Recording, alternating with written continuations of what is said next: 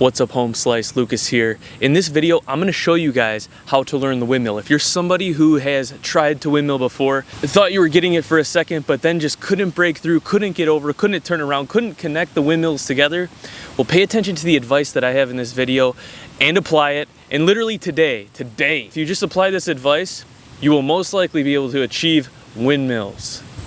But you gotta focus.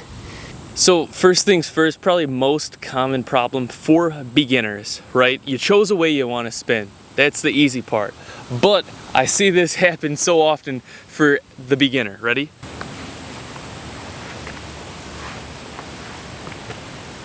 Or like this. That's trying to turn the same way you're spinning. When doing power moves, you want your whole body to turn one way as your body spins the other way. Ha! So what usually happens is naturally, before learning any breakdance, b-boy, power move stuff, you'll want to turn the same way you spin. So if I'm rotating this way, my whole body, I'll want to turn into it like this naturally. However, in order to achieve the proper windmill, you got to get used to going opposite. So my body's turning this way, right? I'm going this way. I need to rotate into it like this. Ah, see? And in doing so, you'll stay in the same spot instead of just like rolling off the mat. So just do the roll like this. You can keep your legs in or spread them out however you want. Just roll, just do this. All right. Wrong. Now, do this. Turn your whole body one way, but rotate into it. So I'm turning this way, but I'm rotating this way. And you don't have to get up. Just do it like this.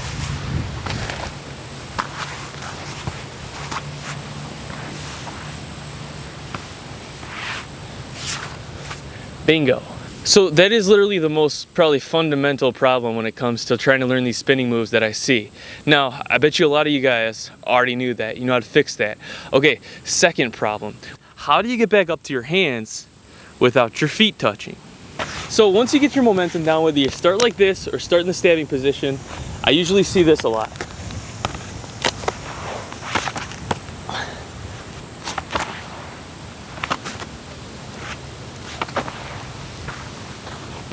Constant putting the feet down.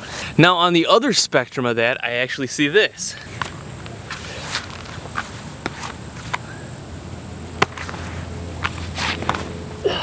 So whether it looks exactly like that or it's some form of that, in both instances, your feet end up touching the ground before you can get back over because your body's all weird and things are looking wrong. Let me show you how to fix that first one, and then fixing that second one will make sense. So whether it be from the stabbing position or that sit down position, once you initiate that spin, you need to channel your momentum properly in order to get back over onto your hands. It's actually very simple. The direction your whole body is rotating, okay, so spinning. So me, I'm spinning this way, or rotating this way towards my left leg. Because I'm going towards my left leg, when I initiate that turn over to my stomach to catch with my hands, little technical, what I need to do is I need to think about ramping down from my left leg through my left hip all the way to my right shoulder, okay? So I'm ramping it to my right shoulder. Now, you don't want to shoot too high on the right shoulder because that's where you'll end up going over, around, and kind of ending up doing like almost like a somersault, right? You don't want to shoot too low because your feet will touch. You want to ramp it about to the upper portion of the delt, the lateral delt, okay? Upper lateral delt on an angle. So instead of getting all complicated and trying to do this while spinning, all you got to do is just roll. So sit like this with your legs spread. You can spread them out wider. Think about rolling from this leg, this left leg, but if you're going the other way, it'll be your right leg, to the opposite shoulder. So my right shoulder, if you're going the other way, it's going to be your left shoulder. So I'm rolling. See that? Rolling on an angle. Yeah. Now don't go too high and back like this, and don't go too just to the side like that, okay? You want to have this nice smooth angle. Boom, right there. There, I can feel it. It's right there. Oh yeah. Now, when you add that turn back in, right? So you add that turn back in, you can do it from your butt like this. So the other leg first, then I follow with the leg that's I'm gonna ramp off of, right? So when this leg breaks through right here, that's when I start rolling and ramping down the back to the shoulder. Watch from the back. Oh. All right, once you get that down, you wanna get to the front without your feet touching, all right? So how do we do that? You need to continue the ramp and continue the roll. Momentum goes from the opposite leg through the body to the opposite shoulder, not too high, not too low, right up, lateral delta bout. Now, very important, on the side that you first turn over into, so it'll be my right side, I wanna have that arm bent in like this, okay? Nice in like this, because I almost wanna think about making it round. It's like if I put a round invisible cap on this thing, it would just fit nicely, you know what I mean? It would fit nicely from my back all the way to my forearm, because we need to follow this round path. So just like we follow this force down the leg, down the back, it's all kind of round, right? It's causing this smooth motion. When we channel that force from the hip to the upper back to the shoulder, we need to have it smoothly go from the upper shoulder around to the front. So the more round you make this path, or you can imagine this path, the smoother this will happen, all right? If I have my arm like this, it's gonna, you know, hit my arm. I wanna tuck it in. Think about bringing it around like that. You wanna get up, so you wanna ramp it up. The other arm's gonna be the stabbing arm, or the arm that's gonna support you in your core as you get up to that hand so that you don't touch your feet. Especially when doing mills at first, when doing them slow, you wanna have this arm tight, okay? So notice how I come around here, then there's a gap in between, and I have this arm nice and tightly tucked in like this. And if you look at it like this, it's almost like an angle, a line that can go from this forearm to this palm of the hand right there. So you ramp up. Let me show you, I'll touch my feet, but let me just show you the hand motion so you can kind of get the idea. I come down to the opposite shoulder, I roll up here like this, and you see how I ramp right up to this arm, and then I'm up here like that. Now, once you get this and you can pause it up there, okay? Once you can pause it up in the windmill position, I would actually recommend just stopping and then trying to move on to this next problem that I'm talking about. And that is getting them continuous and smooth. I think the problem is a lot of the times is we break this move down to where it's just one windmill, two windmills, three windmills, when in fact, it might help to think about it like breaking it down as just one continuous movement so that it's smooth and not like huh, huh, huh, huh. So that's problem number 3. The unsmooth mill might look something like this.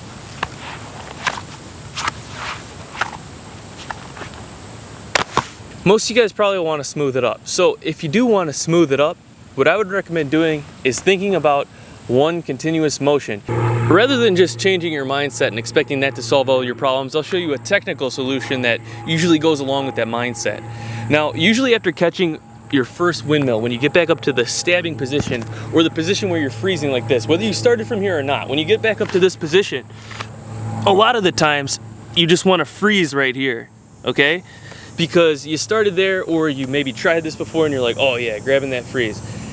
You don't want to necessarily think about freezing. You want to think about rolling through it, keeping it going. How do you do that? When you ramp up to your ramping arm, to the stabbing arm, and you put this arm out, you actually want to even start to move this stabbing arm back down to ramp back off of this, back into your next mill. So you ramp up, and then you switch, and then you ramp down back to your shoulder. See that? Ramp up, down, up, down, up, down. And it goes really fast too, okay? So it's not as exaggerated as this.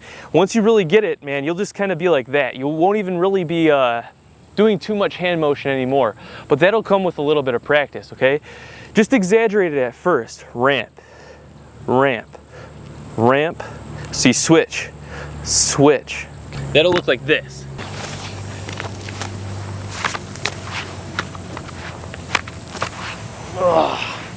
So watch carefully as my arms switch, keep turning, and then eventually when I'm rolling on my back, I'm just rolling more through the center. Obviously I'm not from a sitting position like this going up into a mill back to a sitting like this, but I'm like this, and when I roll over, that force is kicking from this leg still to that opposite shoulder, ramping me back up and down. Now these are usually the 3 biggest problems that I see. There's a few more, like what do you do with the other leg, but usually that'll fix itself on its own. I can make more videos on this, let me know. So a few more common problems that might come in between some of these steps is wanting to go like this, okay? You wanna like throw your legs. Nah, man, nah. What you wanna do is it's just little hip movements, okay? Just little bit. Nothing crazy like this. Also, another issue I see is misaligning the hips with the upper body. So like if I get my upper body up, my hips are kind of like crooked or something like that. You want to keep everything straight, okay? Everything straight. Nothing like this or nothing like that. Be sure you're straight on the sagittal, lateral, up and down plane. Hopefully these tips helped y'all out. Thank you guys so much for watching this video. Let me know if you guys enjoyed this video on how to windmill. If you want to learn every single step to learn how to windmill, check out my windmill tutorial. I'll leave a link in the description. If you're looking at getting in supreme bodyweight shape, check out my Bodyweight Beast 2.0 program. onlykindsfitness.com. Link in the description. To everyone who's tried that program, who's doing that program with me, I want to thank you so much for all the positive feedback and your support. Thank you all so much for watching this video. Once again, let me know if you want to see me do any more videos like this, talking you through some common problems, maybe kind of like how I did in 2012. But yeah, I'm out in some random parking lot with the linoleum floor we got down here. It's kind of small actually. Oh well, it worked. Thank you all so much for watching this video. Don't forget to subscribe. More videos coming out. Peace. You all have a good one. I'll see you all in the next video.